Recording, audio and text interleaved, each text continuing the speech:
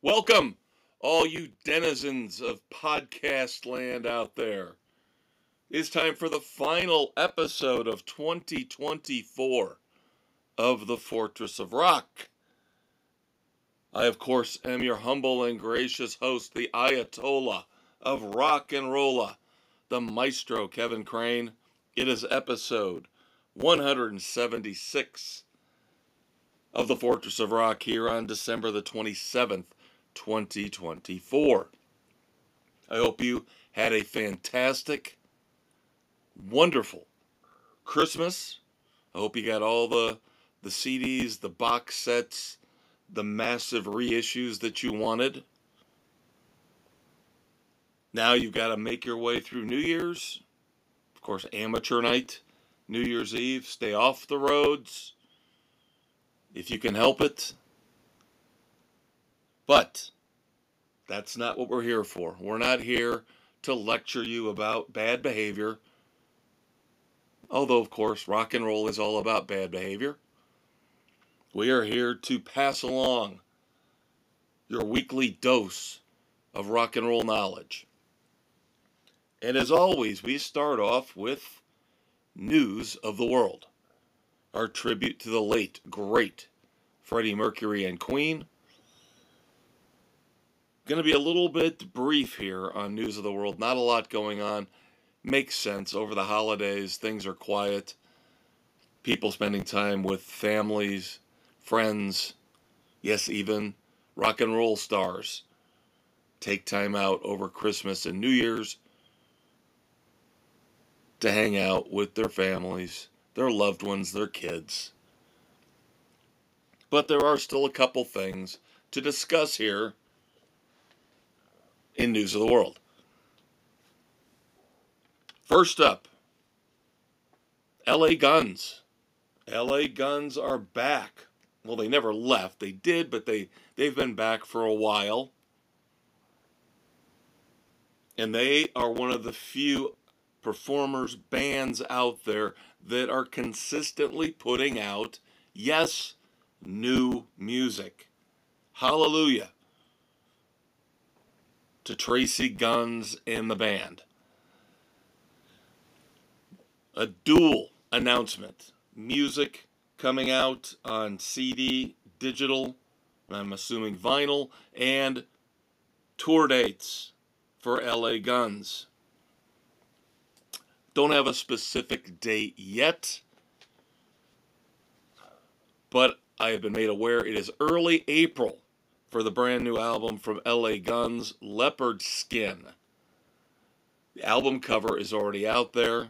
Of course, if you have followed LA Guns over the years, they have a particular pattern to what they do with their album covers, which I appreciate. I kind of like the synergy. So if you don't know what I'm talking about, just check out their last, 7, 8 albums at least, and you'll know what I'm talking about when you see the pattern. But Leopard Skin is out in early April 2025. When we get a specific date, I will pass it along to you. As far as tour dates go, the main chunk of their 2025 tour supporting Leopard Skin, 21 United States dates in April and May of 2025. So if you've never seen LA Guns, I highly recommend you get out and you see them. I've seen them once. They are fantastic. Very, very good. Not necessarily the smoothest transition ever, but we go from LA Guns to an LA Fire. A building in downtown Los Angeles that is known most famously for being used for the cover shot of the Doors' classic album, Morrison Hotel. Unfortunately, heavily damaged here recently by fire. Reports say over 100 firefighters had to be called in to get the blaze under control. Now, the interesting thing, the building was pretty much abandoned, but firefighters had been using it for training purposes. So reports say that that actually helped keep it from being much, much worse, but it was still a devastating fire, a lot of damage. The roof was compromised, so probably going to have to tear the whole thing down. So a rock and roll landmark looks like it is going to fall by the wayside. Once again, the building used for the cover of Morrison Hotel, severely damaged by fire in downtown Los Angeles. For those of you Bob Dylan fans out there, Timothée Chalamet fans, I'll give you your update on the brand new movie, A Complete Unknown. Of course, this is a depiction of the early years of Bob Dylan, getting rave reviews, getting nominated for all sorts of awards, will probably be nominated for a ton of Oscars, doing pretty well at the box office in its first 2 days. Released on Christmas Day. So now we've got Christmas Day and yesterday, December the 26th, the box office numbers are in. A Complete Unknown has brought in a very healthy $11.5 million in its first 2 days. So it looks like it will be a very solid success story. Yet another rock and roll tale, a rock and roll biography that does very, very well as it transitions to the big screen. Then, of course, you know, one of the stories that's been on our radar for the last few months is the demise of REO Speedwagon. It is now official. REO Speedwagon has played their final show under that name, under that moniker. REO Speedwagon played their last show December the 21st at the Venetian Theater, of course, in Las Vegas. Nice little cool touch. They open the entire show playing every track in order off of High Infidelity. Now, I have been reading a little bit more about the situation. We've touched on some of the issues, again, over the last few months as to how this all came about. I, of course, reviewed REO Speedwagon last month in November. Got to see one of the final shows. Here's the thing. Now, first up, this is kind of a con job on the part of Kevin Cronin. I have said this in the past, and I will say this again. I don't trust Kevin Cronin. I think he has tried to take over as the de facto sole leader of REO Speedwagon, which is not right. Of course, the passing of Gary Richrath gave him a lot more power in terms of the direction of REO. But basically what he's doing is he's trying to give a big middle finger to the two other members of REO Speedwagon who have, let's say, votes. If you want to look at this as a three-man voting block, what we've got left with REO Speedwagon, you have Kevin Cronin, you have retired keyboard player, original member Neil Doughty, and you have bass player Bruce Hall. And we've talked and documented everything involving Bruce Hall and his back issues and him wanting to get back out on the road again. Versus what Kevin Cronin has been doing, basically keeping him at arm's length and saying, no, we don't think you're ready, you don't look right. And the whole thing about not even wanting him to sit there and play on a stool because it doesn't look right, that tells me right there that Kevin Cronin, his ego is out of control. Bruce Hall is one of the classic lineup members of REO Speedwagon, and if he has to play bass on a stool, what's the big deal? You guys are all in your 60s and 70s now, so he can't frolic around on stage like you guys did in the 70s and the 80s. And that, of course, has been a big sticking point here. And I was encouraged to read that Neil Dougherty sides with Bruce Hall. And that is why REO Speedwagon has come to an end, is because Dougherty and Hall have said, no, we're done. Kevin Cronin doesn't get to run the band by himself as the sole bearer of power. So kudos to them, because I agree with it. And of course, Kevin Cronin musically, I think, is too much of a wuss. Too many power ballads. He softened the sound of REO Speedwagon over the years to make it more in line with what he liked. So where the con job comes in is that now as Kevin Cronin goes out, as we mentioned here within the last couple of weeks on the Fortress of Rock, Kevin Cronin goes out on tour now in 2025 with Styx and Don Felder as Kevin Cronin, formerly of REO Speedwagon. He's taking the entire current REO Speedwagon lineup, and now they're his backing band. But again, keep in mind, none of these guys, even though I know Dave Amato's been with the band forever, none of these guys were even close to being around the band in their 80s, late 70s, and 80s heyday. So again, to me, Kevin Cronin can talk all he wants about how much he loves the legacy of Gary Richrath and how much he loves the power of the music of REO Speedwagon. It still reeks to me of an egomaniacal man who wants to take over sole control of one of the greatest bands of all time. Yes, I'm going there. I grew up with REO Speedwagon in the Midwest. They were kings, along with Styx and Foreigner and Journey.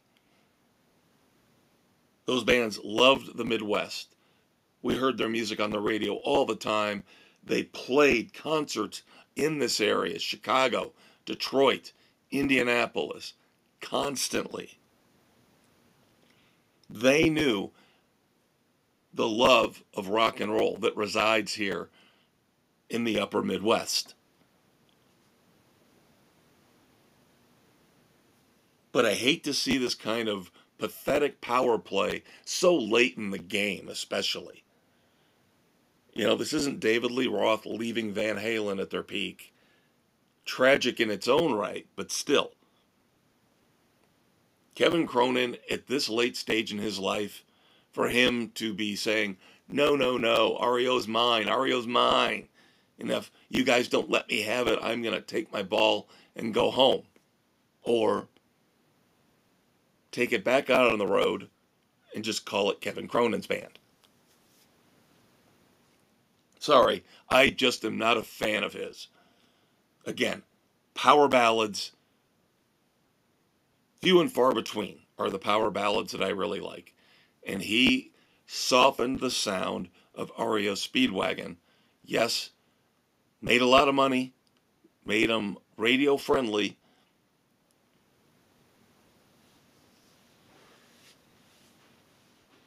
But the heyday of REO Speedwagon was Roll with the Changes and Time for Me to Fly and Golden Country, songs that had a little bit of an edge to them.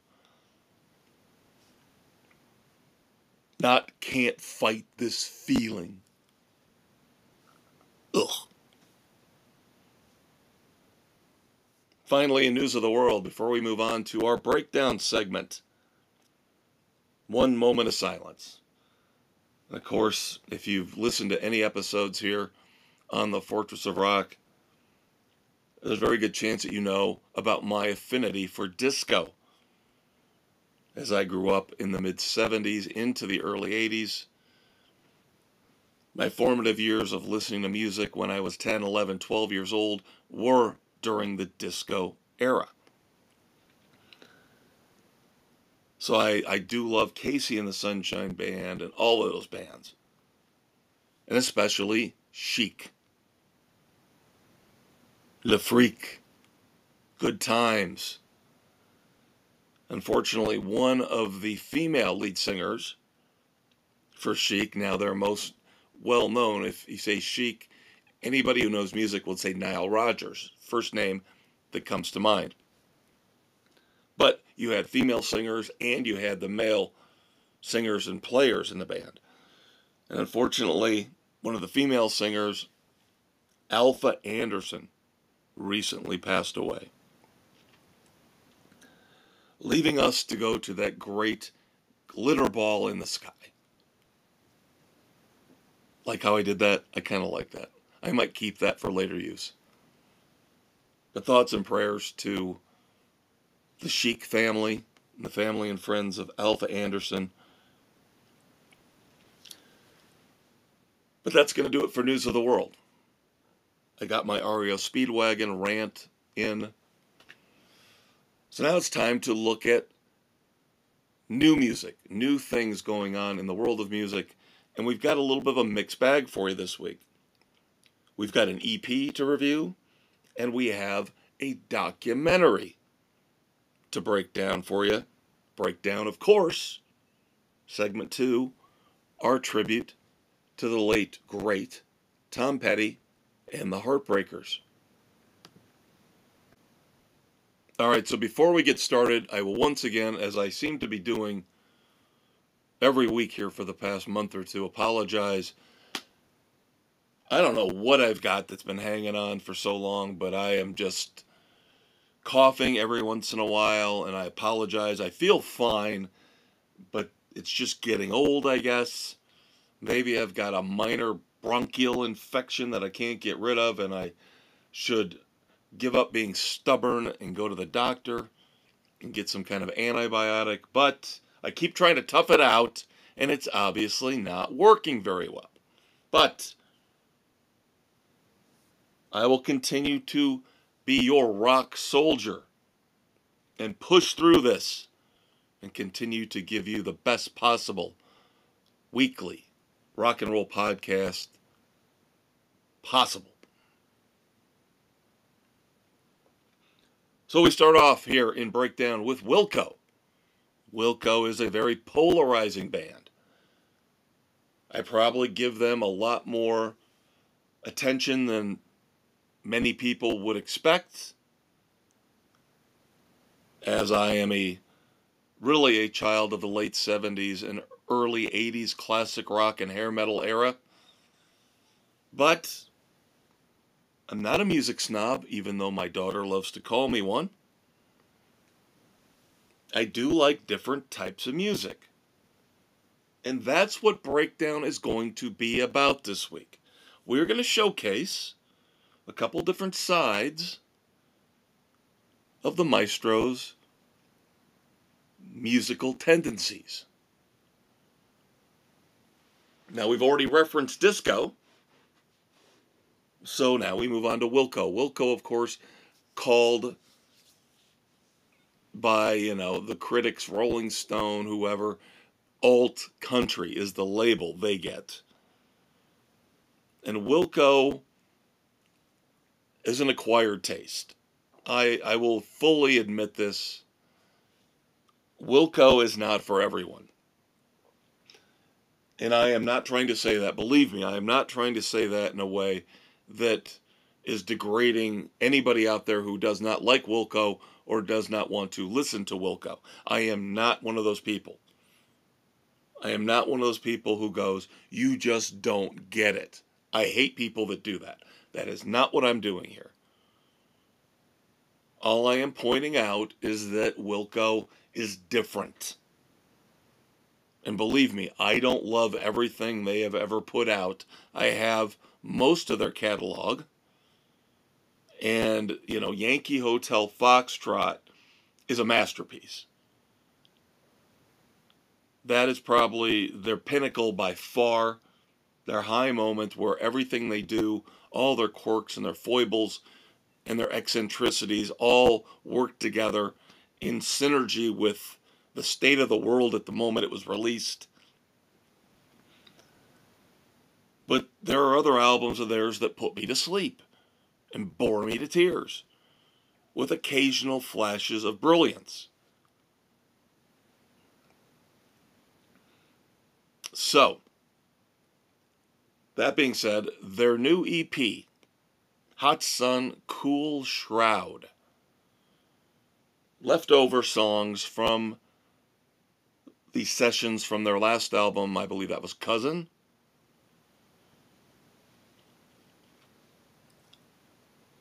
Let me stop here for a moment and point out, once again, we've seen a lot of this over the past year. And I love it, and I love it, love it, love it.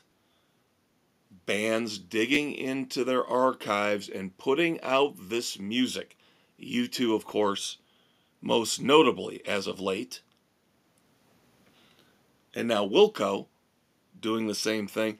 Let us be the judges. Let your fans judge.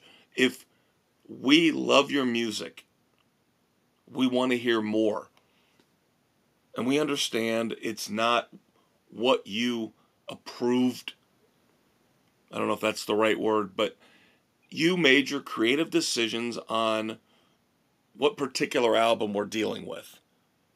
Whether here with Wilco it's Cousin, or with U2 it's How to Dismantle an Atomic Bomb, or earlier this year we had Rat releasing a lost track from Out of the Cellar. You guys made the decisions along with the engineers and the producers and the record labels, what songs, what sequence you wanted them in for these albums.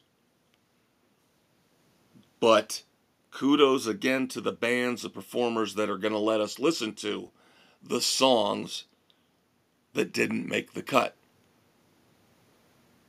Because believe it or not, we get it. We're not stupid.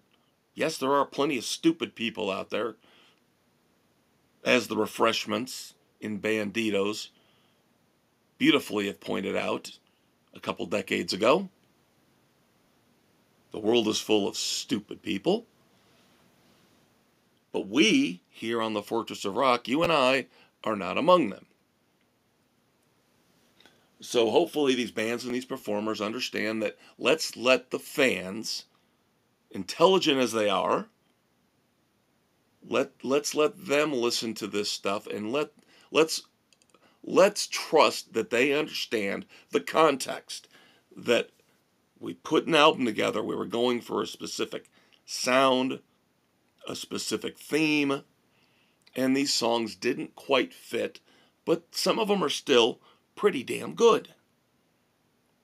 Perfect world, perfect rock and roll world. Let's keep this going. So there are 6 songs on Wilco's new EP, Sun Cool Shroud. We start off with Hot Sun, which is a very, very good song. Now, I will say this, and I'm not trying to insult Wilco or insult Kings of Leon, but the riff in the song, the feel of the song, sounds a lot to me like Kings of Leon.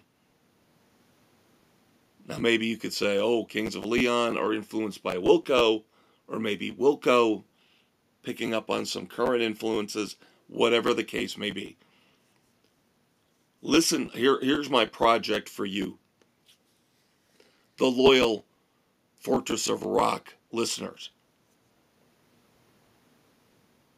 Listen to Kings of Leon's Mustang, which just came out earlier here in 2024, and then listen to Hot Sun. and tell me if you don't hear the similarities, especially with the guitar riffs. Now, there are strings in this song. The lyrics, Jeff Tweedy's lyrics, he can sometimes be very dull and very boring and repetitive, and we'll get to that later on this EP. But he can also be occasionally brilliant. And the lyrics here for Hot Sun I found to be brilliant. You've basically got somebody sitting out in the, yes, hot sun, with a drink in their hand. No, I'm not going Van Halen, toes in the sand. But a drink in their hand, basically watching life pass them by. This is a song about laziness and apathy. And the way it's put together, I found to be very, very brilliant. And this is where the title of the EP comes from. Hot Sun Cool Shroud. Because this person is sitting out there in the sun with no direction, nothing to be, nowhere to go. They're basically waiting to die. Hence, Cool Shroud. Shroud of death. They're basically waiting for the shroud to be placed upon them because they're not doing anything with the limited time they have on earth to do something meaningful, something creative.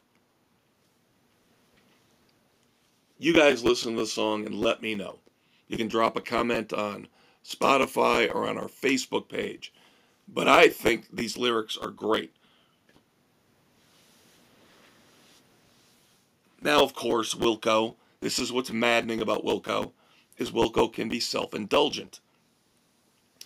So despite the fact they've got this awesome song with this great guitar riff and these fantastic lyrics, they have to do something Wilco-ish.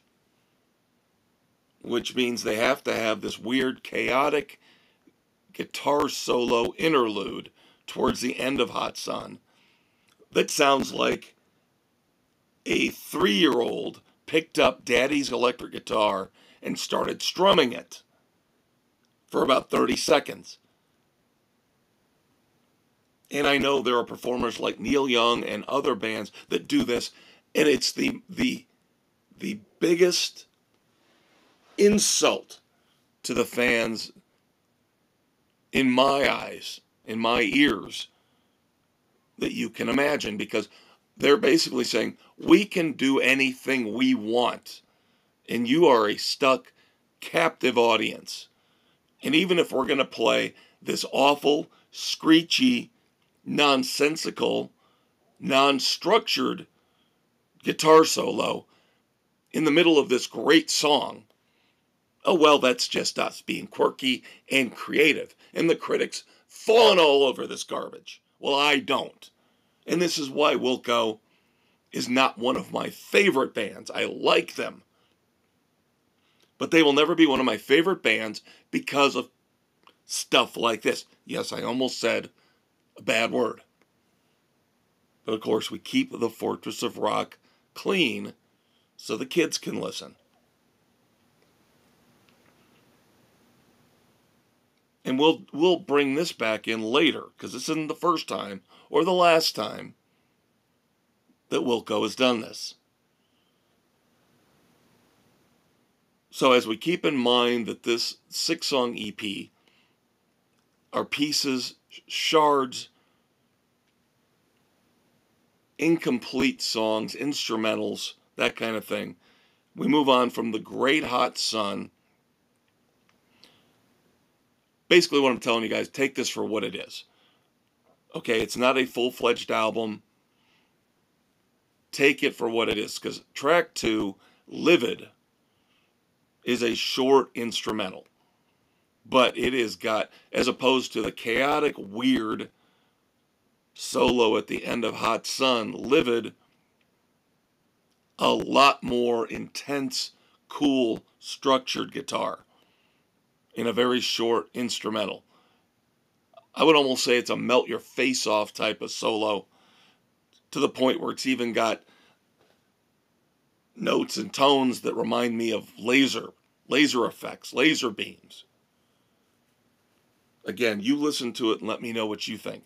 But for an instrumental, again, this is why I'm stressing, take this for what it is. For a short instrumental, I liked Livid a lot. Then we get to track 3, Ice Cream.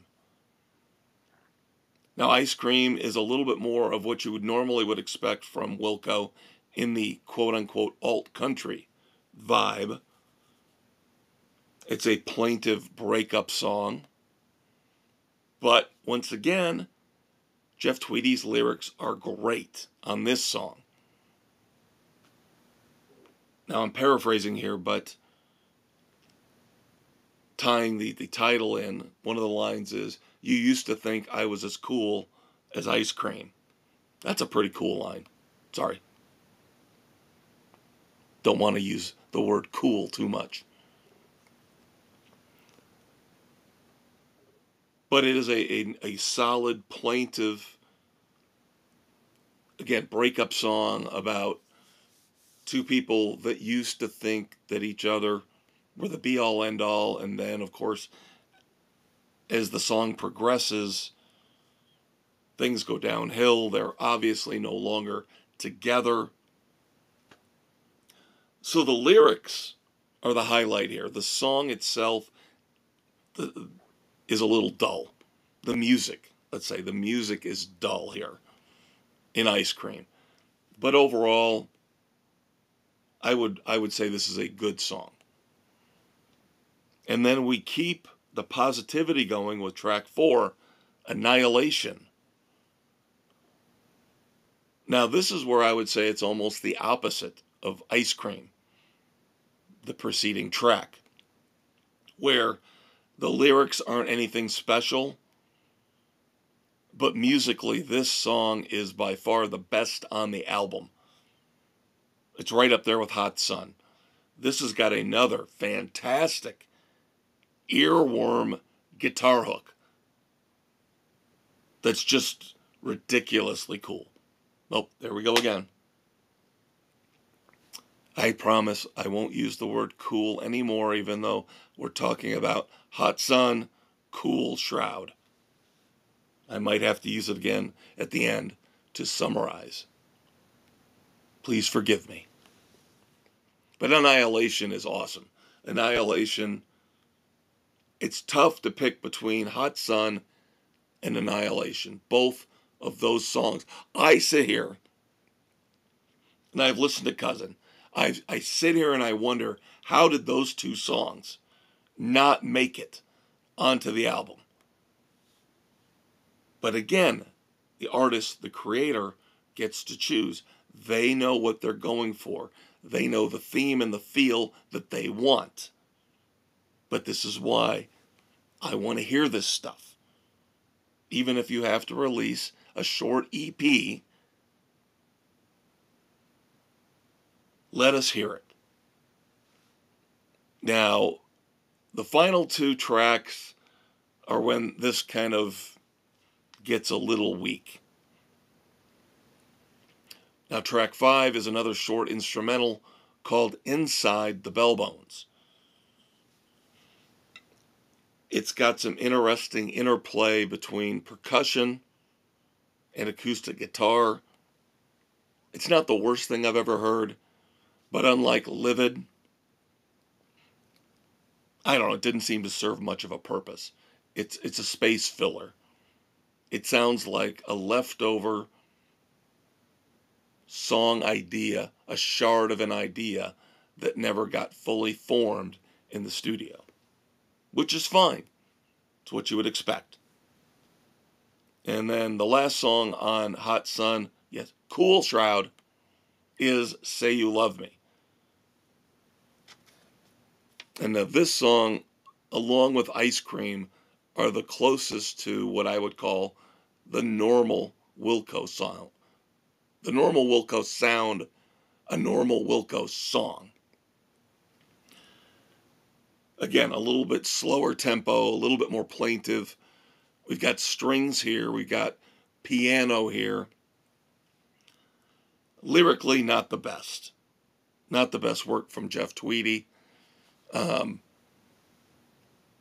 little bit too repetitive. This is a very mediocre song. It's not awful. Not bad, but still doesn't really meet the higher moments from earlier on in this short EP. So my overall review of Hot Sun Cool Shroud,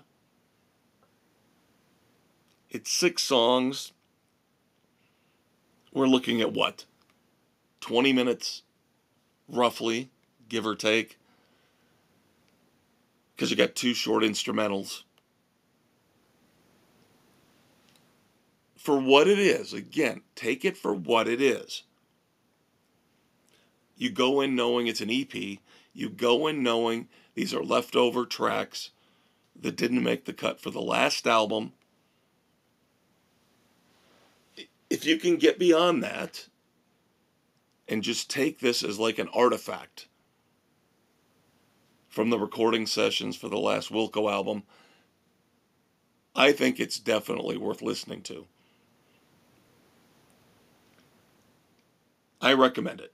Okay, there you go. Final word, I recommend Hot Sun Cool Shroud. This is a nice introduction, believe it or not, to Wilco. If you've never really listened to Wilco before, this covers most of the highs and the lows, the positives and the negatives of Wilco. The high heights, the low lows, the brilliance, and the maddening frustration of the band. All encapsulated in roughly 20 minutes. So there you go. And if you like this, if you happen to give this a shot and you like it, I would definitely jump all the way back. If you've never listened to earlier Wilco, jump all the way back to Yankee Hotel Foxtrot. And then after that, spread out as however you want amongst the other works in their catalog. But yeah, give Hot Sun Cool Shroud a shot. 20 minutes of your time. Expose yourself to Wilco. See if you like it. And if you don't, I completely understand, because once again, I will say, they're not for everybody. I don't even know if they're for me. All right, so now, as I said, here in Breakdown, we're going to explore different corners, deeper, darker corners of the Maestro's musical tastes. So we just talked about the alt-country sound of Wilco, and now we delve into, yes, Yacht Rock. Now, before we get into this is a documentary on HBO Max about Yacht Rock. Once again, one more apology. I'm hoping Riverside, our relatively new recording platform, is piecing together this podcast as best as they can, as I have to take more breaks than normal so I don't have a hacking and coughing fit in the middle of a podcast segment. So you'll notice I go from sounding good, and in 10 minutes I will sound like Kermit the Frog. Once again, feel great. Feel great, look great, sound abysmal. Okay, so Yacht Rock, a D-O-C-K, Umentary, a documentary. HBO Max has this group of documentaries they call, I believe, Music Box. And I had to watch this because, once again, late 70s, early 80s, that is the wheelhouse not only for the birth of classic rock in the hair metal era. That's when we got Foreigner and the Cars and Van Halen, leading into Motley Crue and Night Ranger and Rat. But we still had disco, we had new wave, and then we had what is now, in retrospect, what we've now labeled yacht rock, which is basically adult contemporary rock, is what it is. I'm not trying to simplify it, but that's what it is. It's just a very vague subgenre of rock and roll. But I kind of understand what is going on with looking back, and they've come up with this label to put on some of these artists and some of these songs. They don't want to be lumped in necessarily with the mellowest of the mellow in adult contemporary. So they're basically saying yacht rock resides somewhere between classic rock and adult contemporary. And the performers and the bands that they bring up in the documentary include, of course, Michael McDonald, who is considered the godfather, the overseer, the overlord of yacht rock, because of how many, and it's great how this documentary connects the dots to show where Michael McDonald pops up, who he played with, what songs he was involved in. Of course, he was with the Doobie Brothers, and he had his solo career, but then he had influences on Steely Dan, who get a lot of mentions here. It's just very interesting. And then, of course, we have Kenny Loggins, big part of this, Christopher Cross, Toto gets a nice little chunk of attention in this documentary. And yes, I will, again, one of the performers that when I was younger, you could not admit that you liked. If you were a guy in the early 80s, you were like Van Halen, Motley Crue, Rat, Poison, going into the mid 80s. And I've already mentioned in the past, Duran Duran was not cool for guys. Now, of course, they're awesome. They're legendary. I liked Wham and George Michael. You never wanted, as a guy, to mention that. That was something you kept secret. You might listen to a Wham record at home, but don't ever mention it when you're in the car with your buddies driving to school. And Christopher Cross, of course. Now, you could probably get away with saying you liked Ride Like the Wind, because Ride Like the Wind had some killer guitar work in it, and the whole premise of it, had a little tiny bit of a badass biker vibe to it. But then you look at Christopher Cross performing it, and you go, whoa, wait a minute. This guy is singing this song, but you no way were you telling your friends, hey, I really like Sailing or Arthur's Theme. Now, I'm not a big fan of Arthur's Theme, but I did like Sailing. And there were other bands, there was Ambrosia, who else? There was Player, Baby Come Back. So you kind of get the feel for where I'm going here and where this documentary is going. That little tiny subgenre, that nether region between classic rock and adult contemporary. And so this was very enjoyable for me. Now, is it one of the greatest rock documentaries I've ever seen? No. But it gives you just enough information. There's not a lot of tawdry. scandalous stuff going on. Christopher Cross talks a little bit about getting into substance abuse.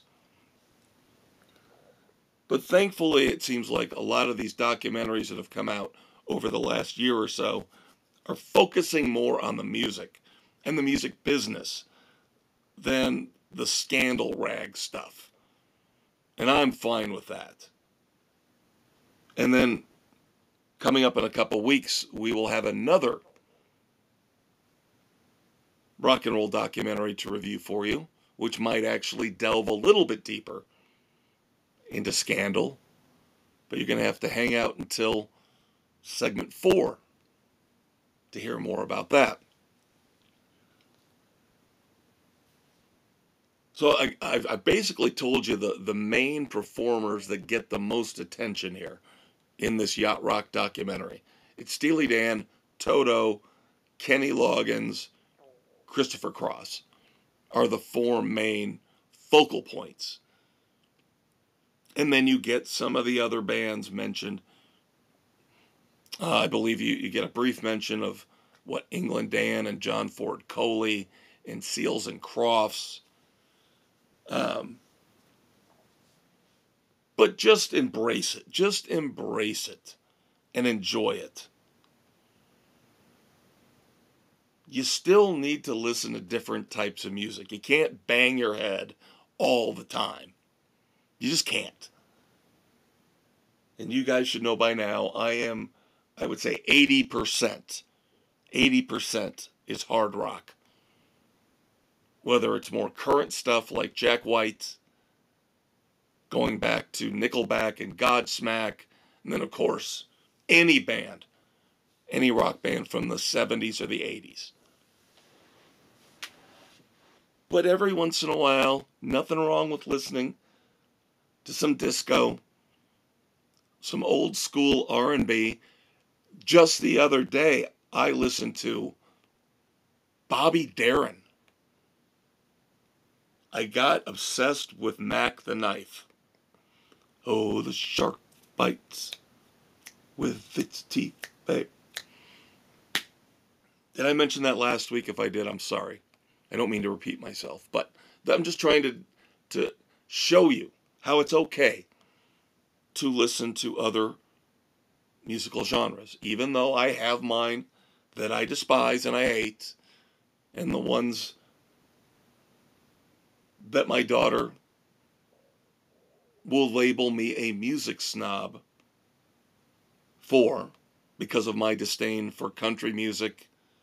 Not all of it. Again, I'm not a music snob. Rap music, I am. I hate rap music. I will never, ever, ever, ever, ever, ever listen to a single song from the rap genre.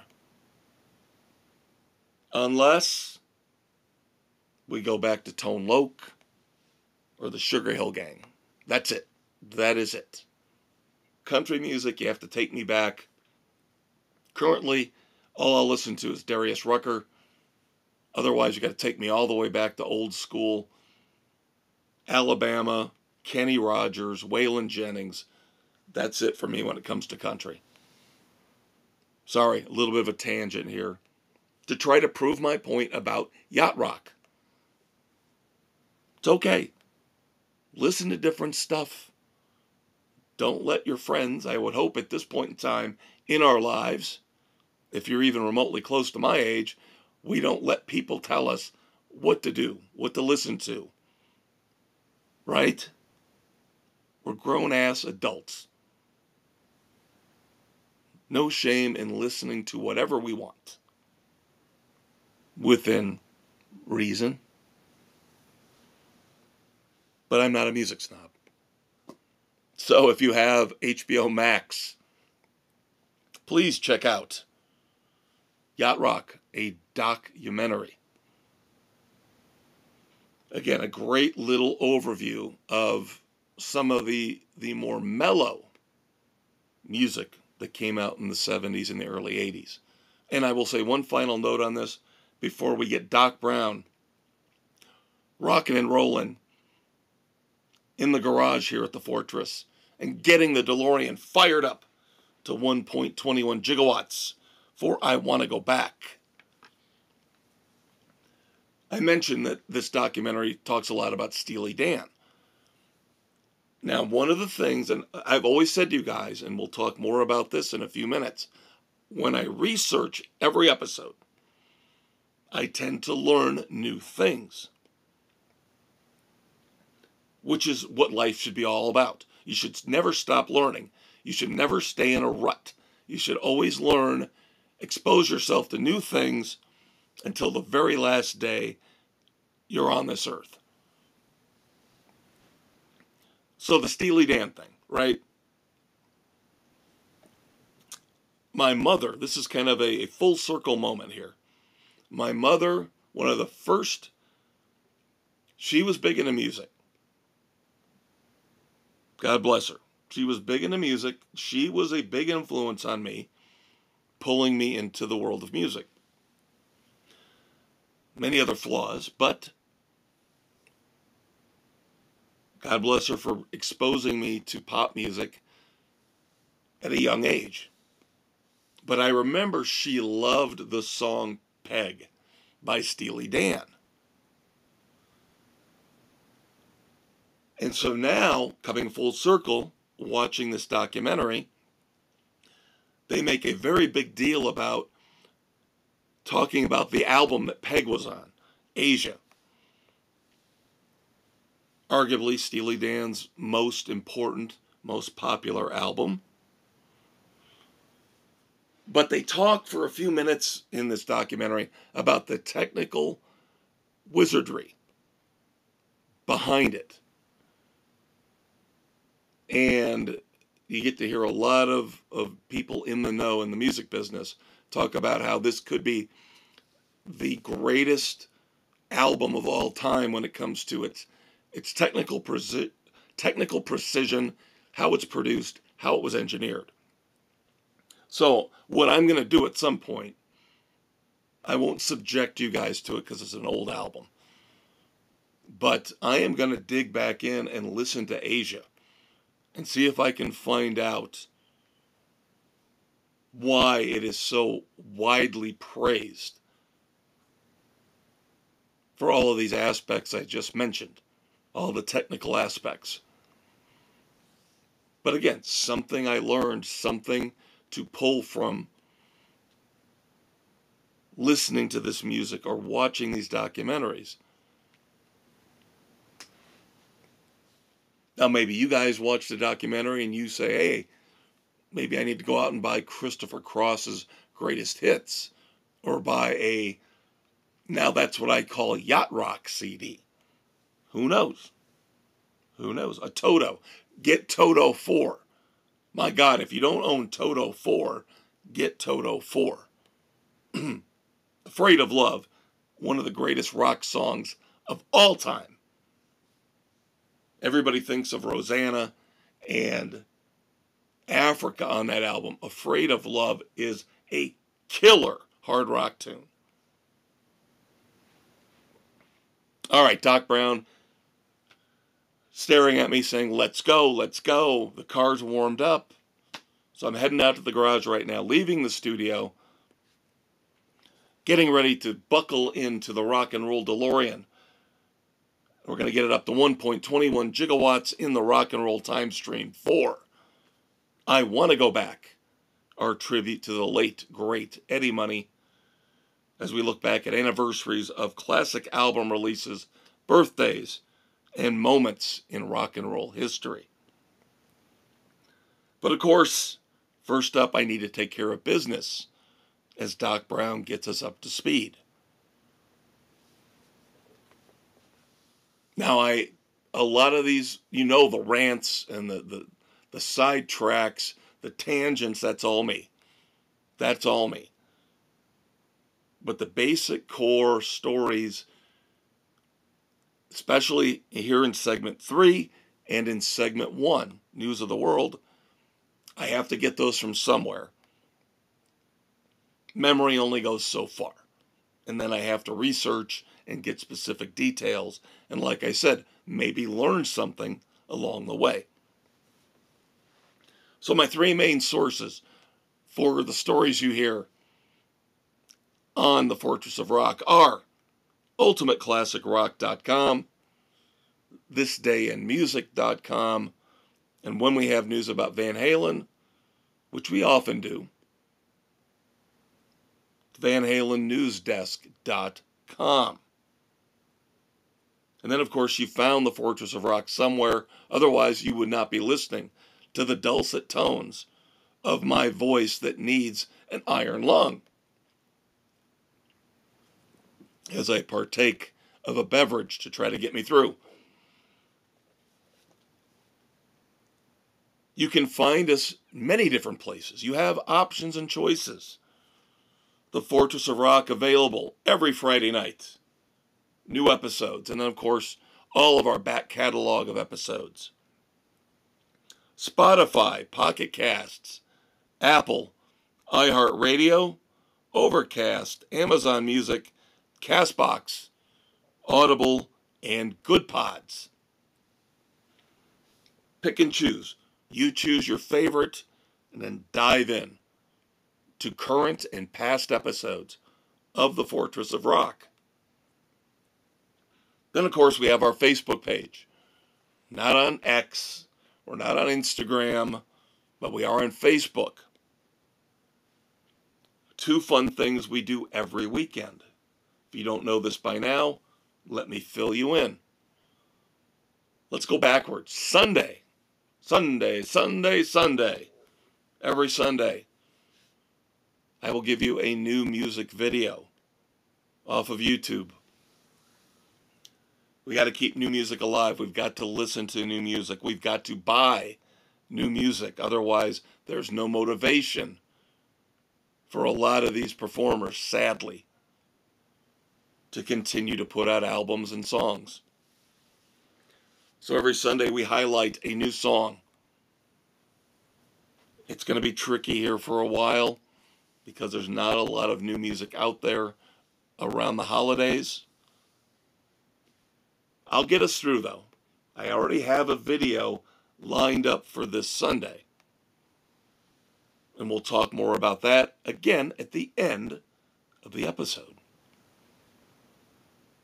But we will have a brand new song for you this coming Sunday for New Music Sunday, dropping on the Fortress of Rock Facebook page Sunday afternoon. Every Sunday afternoon.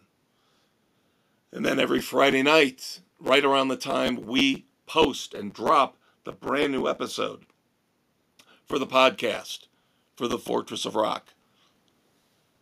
We also post the Weekend Rock Project. That's your homework. You don't get off easy here with the Fortress of Rock. You've got to do your fair share. And that means you contribute and interact through the Weekend Rock Project. Every Friday night we post a word, a phrase, an idea, a concept. And your job is to give us your favorite, your best rock songs that fit said idea, concept, word, phrase. This weekend, it's already out there. Dropped it before I got done recording this episode.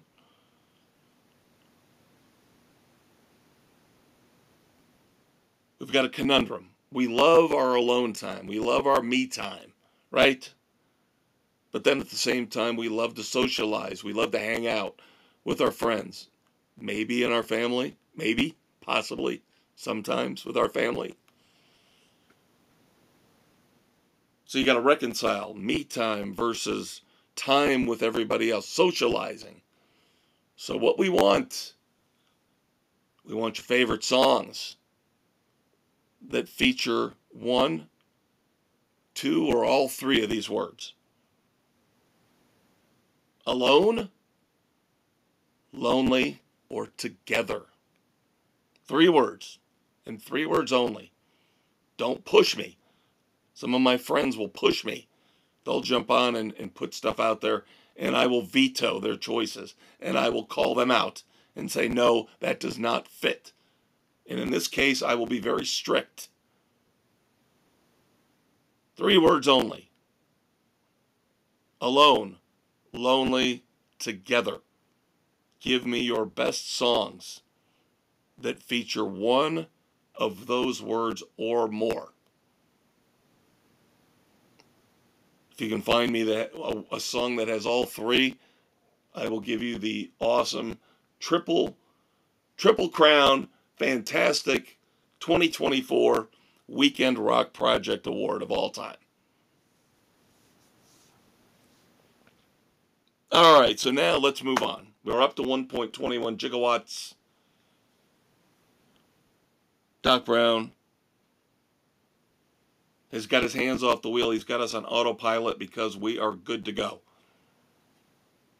Let's start off with birthdays here for December the 27th. First up, born on this day, December the 27th, 1988, Hayley Williams, vocalist for Paramore. My daughter loves Paramore, by the way, so kind of the reason why I wanted to mention Hayley Williams and her birthday. Yes, every once in a while I will do something selfish. It's my podcast. I mean, it's our podcast. Sorry.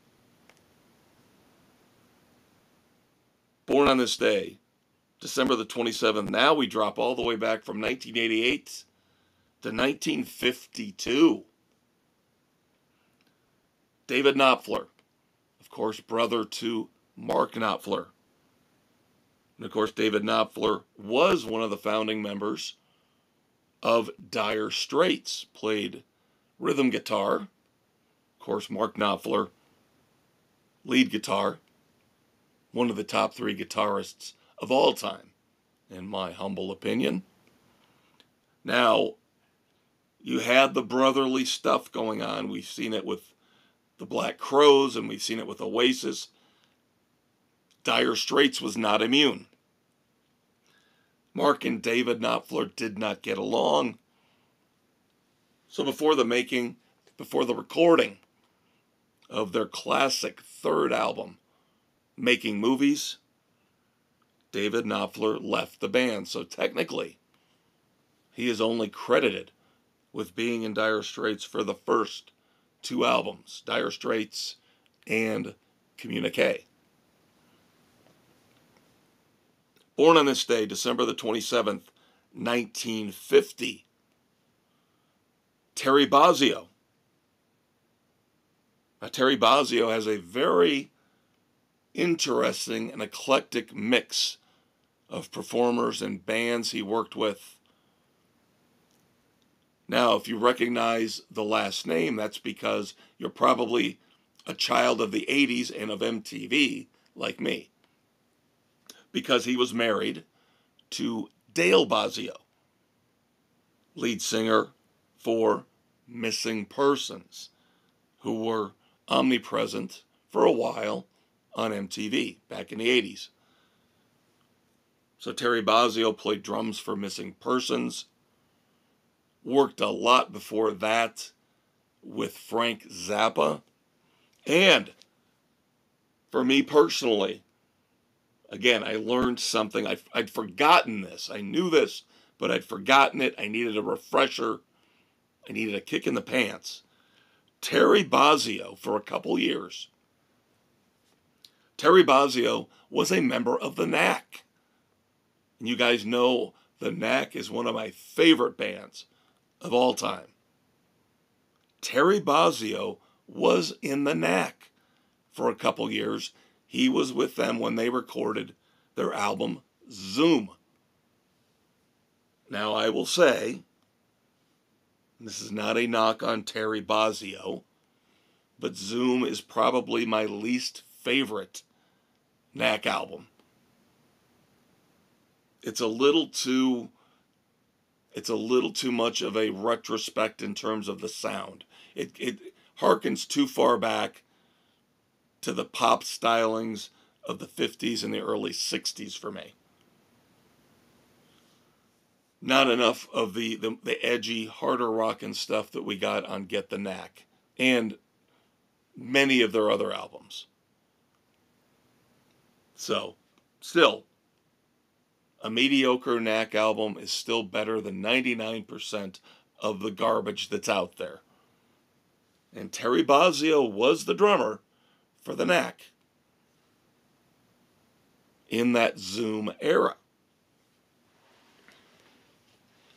Born on this day, December the 27th, 1948, Larry Byram, guitarist for Steppenwolf. Born on this day, same day, December the 27th, 1948, also Martin Birch. Now, Martin Birch, I love to give props, kudos to the men behind the scenes, the men and women behind the scenes, the people who worked at the record companies, the producers, the engineers. Martin Birch, very prolific hard rock producer from the 70s and the 80s, produced many, many albums, a majority of the catalog for Iron Maiden. Also produced a lot of albums for Whitesnake. Unfortunately for Martin, all the albums he produced were right before they hit it big. Again, in the MTV era. Also produced a couple notable albums for Blue Oyster Cult and a couple albums for Black Sabbath in the Ronnie James Dio era. Born on this day, December the 27th, 1944. The man that gave us Foreigner. He is in, I hate to say, ill health right now,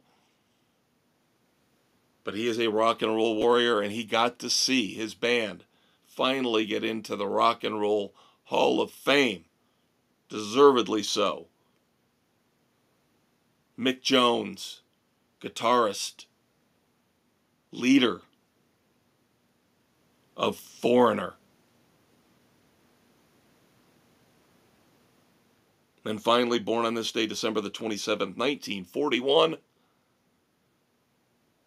longtime keyboard player for the Moody Blues, Mike Pinder, born on this day in 1941.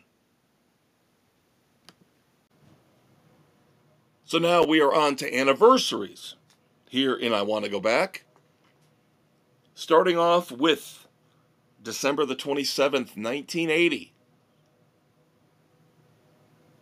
Now, of course, this moment in history also is tinged with tragedy because of what preceded it, but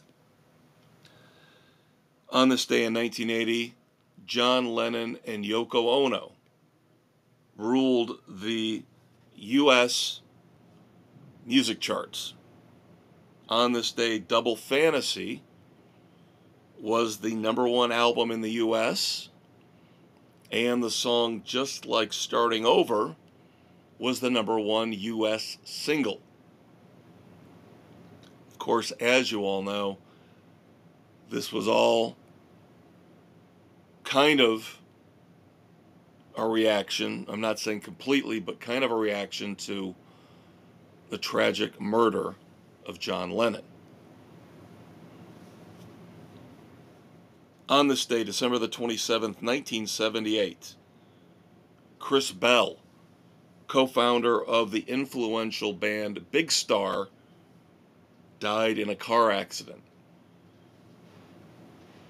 Now, I think we mentioned Big Star either earlier this year or last year when we were doing I Want to Go Back, and it spurred me to actually start to listen to some Big Star, because I never really understood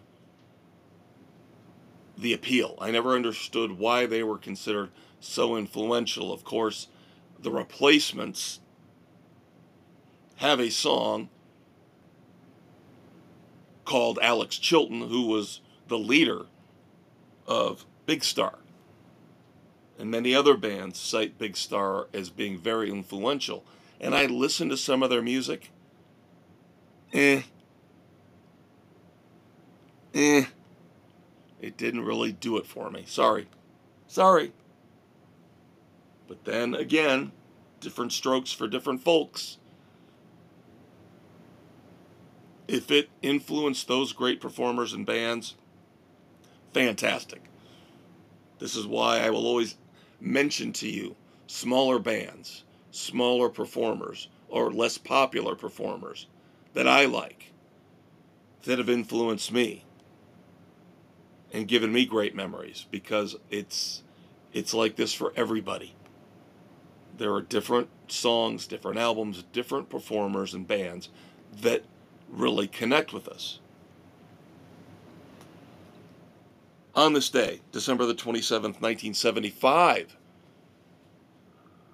it's official. The Faces split up. And of course, the Faces were a little bit before my time, but the parts from the Faces went on to do amazing things. Of course, Rod Stewart had a Rock and Roll Hall of Fame level career on his own. Ron Wood, also Rock and Roll Hall of Fame with, of course, the Rolling Stones, and Kenny Jones went on to play drums for The Who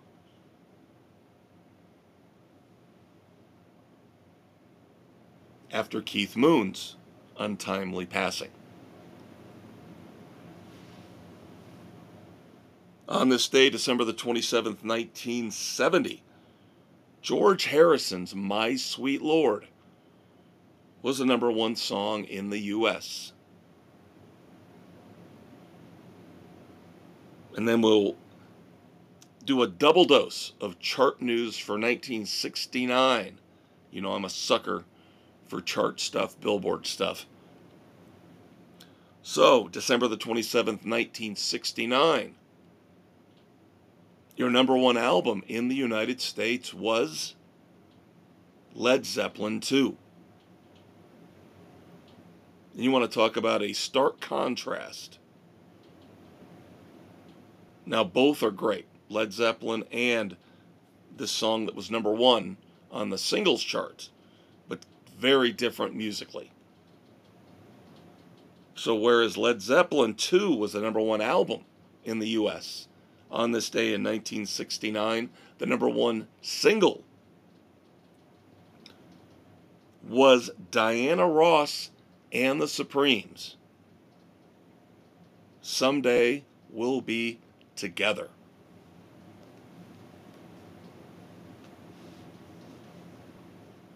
Now, lastly, I have to jump back to birthdays. I missed a birthday. I ran out of room on my show sheet, so I had to put arrows and things, and I still missed it. One last birthday, born on this day, December the 27th, 1931. So we're going back almost 100 years. Scotty Moore,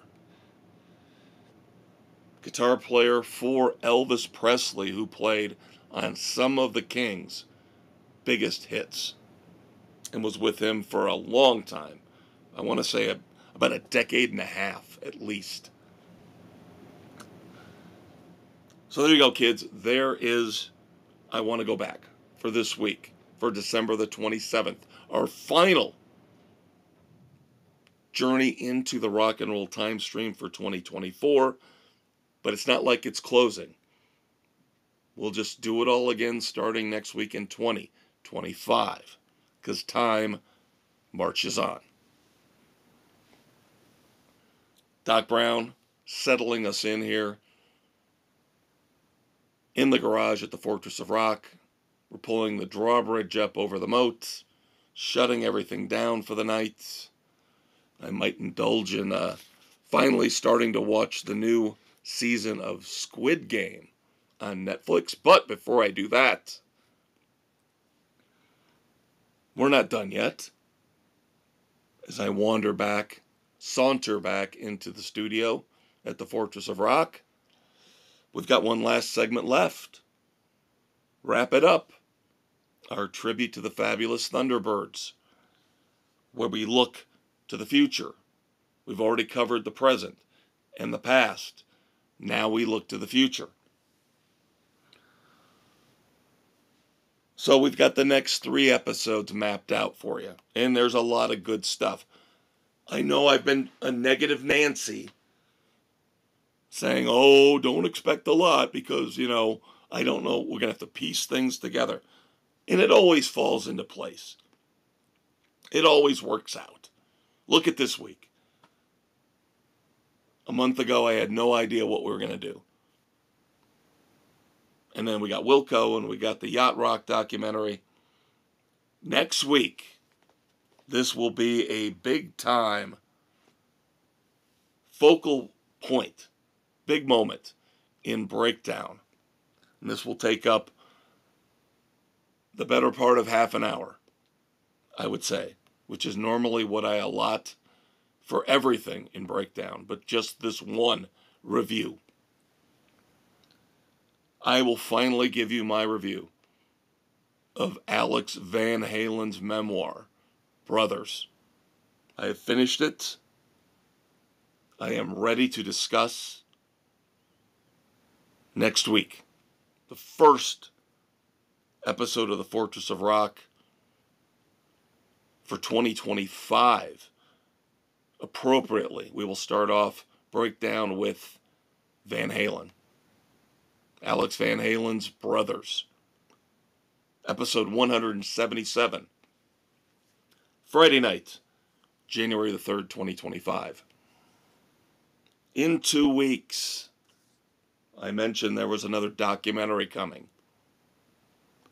In 2 weeks, we will finally review the Paramount Plus 3-part documentary about 80s hair metal, based on the book Nothing But a Good Time. That will be episode 178, dropping on January the 10th, 2025. Then in 3 weeks, we have our first brand new album of the year and our first review. And I have been looking forward to this one for months. Tremonti, the new album, The End Will Show Us How. Episode 179, dropping Friday night, January the 17th, 2025. Sorry, little more lubrication for the throat there. We're almost done. For your sake and for mine. We still have a couple new songs that we're going to break down for you in the next week or two. Now, I mentioned one of those smaller bands that we love here on the Fortress of Rock, the Black Moods. They have a new song out called Circles. Now, what I didn't know when I mentioned this for the first time in Wrap It Up last week was that this is a Post Malone song. Interesting. So this new Black Mood song, Circles, is actually a cover of a Post Malone song. Again, the Black Moods this year, they have, for the most part, taken a very bizarre turn away from the sound that I have loved over the past 6-7 years. But I am devoted. I am loyal. I will still listen to them, and I will still review Circles here in the next couple weeks for you. Then we have a brand new song, Shocking. Shocking. He won't put out new albums. There's still this mysterious album he did with John 5. Of course, now John 5 is in Motley Crue. But there's supposedly this ridiculously cool album that they put together, that they collaborated on well over a decade ago, that has not seen the light of day. We've gotten dribs and drabs and pieces. But David Lee Roth still stays busy. Now, it's questionable whether some of his output is worth it, especially since a lot of it is accompanied by weird, creepy videos. And I just don't need him to put out different versions of classic Van Halen songs. You're never going to top the originals, Dave, so don't bother. Okay? Stop with redoing classic Van Halen. That frustrates me and infuriates me. But in between all that type of stuff, that garbage, we do get the occasional, quote-unquote, new song. We'll get cover songs as well, and we've talked about those. I did like his version of Baker Street.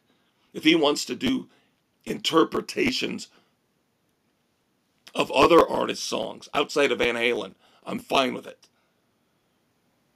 He's done Tommy Two-Tone this year, done Baker Street by Jerry Rafferty. He's done Baby Driver by Simon and Garfunkel. I'm good with that. But we're occasionally getting actual new songs from David Lee Roth. God help me for saying it. He's actually, along with LA Guns, who we talked about earlier, the guys in Alter Bridge, Miles Kennedy, Mark Tremonti, and until his recent scandal, of course, Dave Grohl and the Foo Fighters, performers and bands that were giving us, churning out new material, kind of like the old days. David Lee Roth has a new song, an interesting song called Forgiveness. And we'll give you a full review of Forgiveness next week. We will pair it like you would pair a fine selection of cheese and crackers with a wonderful Chardonnay. Ugh. Ugh. We will pair our review of Brothers by Alex Van Halen with the brand new song from David Lee Roth, Forgiveness, next week on the Fortress of Rock. And one last segue, that leads us into our tribute to the Billboard music charts. How they used to be, when they mattered, when they were somewhat legitimate. 70s, 80s, early 90s, and then they all fell apart. So we have created our own charts here on the Fortress of Rock, because we have to run everything, because we're better, smarter, more charismatic, and better looking. So our top songs of the week here on the Fortress of Rock for the final episode of 2024, December the 27th. Yet another week at the top for the title track for Tremonti's The End Will Show Us How. Unbelievable song.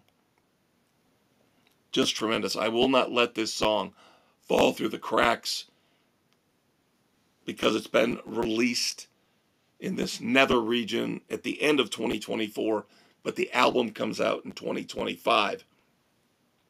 Keep in mind, I will include this song and all the songs from the new album in 2025.